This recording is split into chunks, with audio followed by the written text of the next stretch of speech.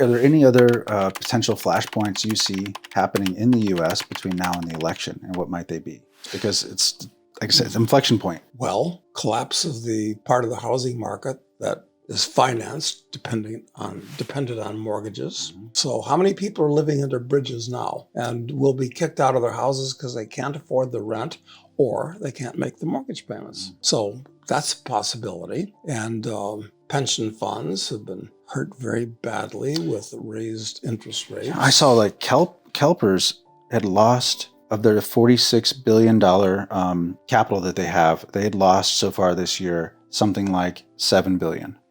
Well, this year. That's a major loss for them. Those numbers aren't exactly right, but they're very close to that. And I don't think it's billions. I think that's way too small because billions are not very... For CalPERS? Is that right? Yeah, for the teacher. That's a teacher's pension fund. This is a problem when the dollar loses value. Forget, are we talking about... Trillions?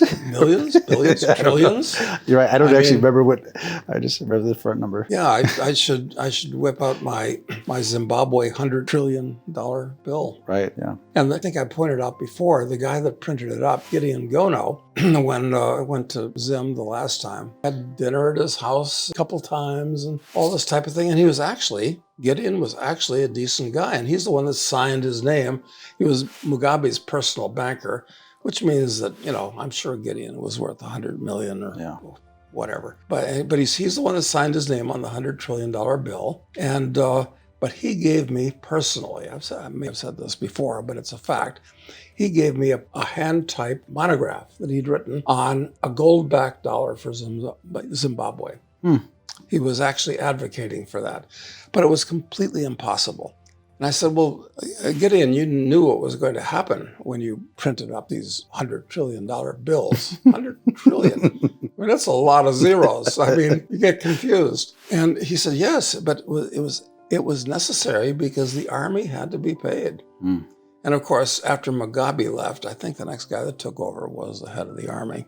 And that was my big mistake when I was meeting all the hotshots in Zimbabwe, is not having gone out of my way to meet the generals. Live and learn. I know. I find it funny, though, that the central banker who printed the Zimbabwean currency into oblivion is a fan of yours. Quite amazing. And not only that, but when we went to this, he played, and I told Porter this, and Porter was not, I would have thought Porter would have lit up and say, wow, that's interesting. But he played me a CD that he had of Porter Stansbury giving us speech on money and all this type of thing. Really? True story. That's amazing. It is amazing, actually.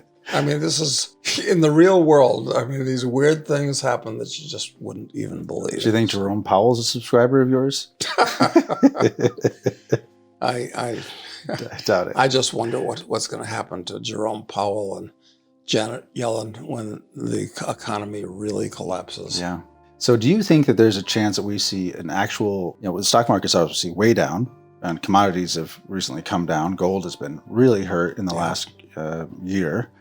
Gold stocks. So do you see that situation worsening between now and the election? I mean, things getting crushed more, the market's breaking, some contagion spreading, or do you think we'll kind of muddle along from here? Yeah, I mean, on the one hand, the Federal Reserve has to keep printing up money because they're the only ones that can finance the U.S. government deficit. So if the U.S. government's going to pay its bills, it needs to have freshly printed currency from the Fed deposited in commercial bank accounts. So that's going to continue. The only thing they can really manipulate at this point, I think, are interest rates. And if they take them much higher, then what's going to happen to the housing market? And this is very problematical. I mean, it seemed like they'd painted themselves into a corner so many times in the past. And people have been asking themselves this question. I remember they were asking this question since I got involved in all this stuff in the late 60s and the early 70s. Is it going to be catastrophic deflation or is it going to be runaway inflation? And this is a question that's been asked since, this is a solid 50 years now. Wow. Solid 50 years. And every time they've, as they say, kicked the can down the road.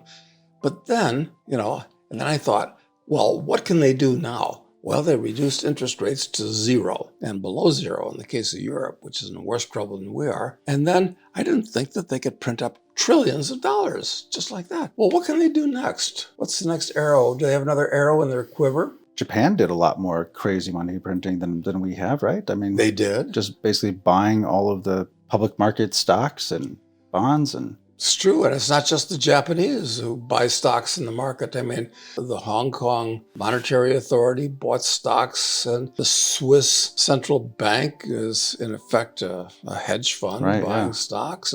And who knows what these other central banks are doing. I mean, it's not like they advertise what they're doing to the hoi polloi who don't understand it anyway. but that's a bridge they haven't crossed yet, really.